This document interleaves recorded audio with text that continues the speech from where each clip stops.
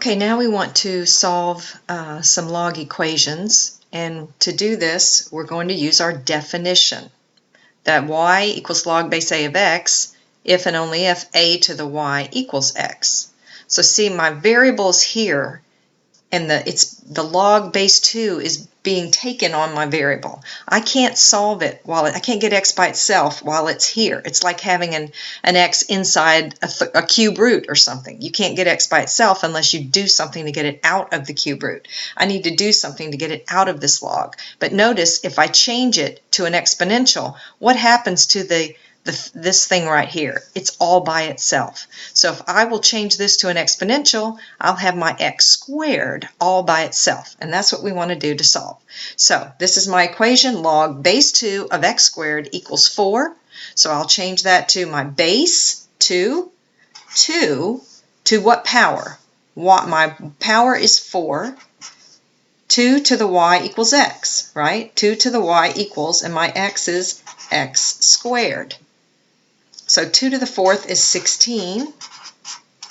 This is I can use a square root method to solve this. It's a quadratic. So I'll take the square root of x squared, but remember that's plus or minus the square root of 16.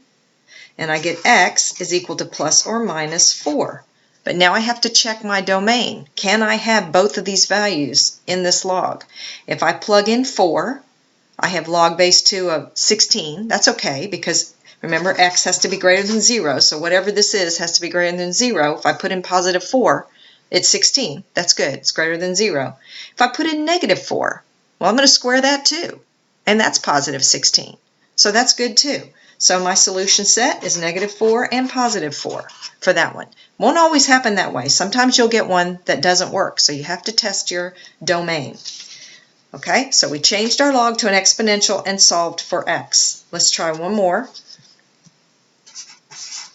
What if we had log base 3 of x minus 5 equals 2?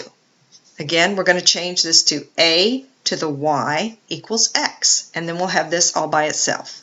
3 squared equals x minus 5. 9 equals x minus 5. Add 5 to both sides. 14 equals x. So my solution set is 14.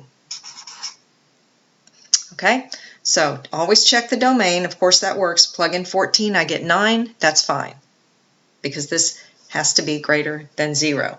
So practice changing from logs to exponentials and exponentials to logs.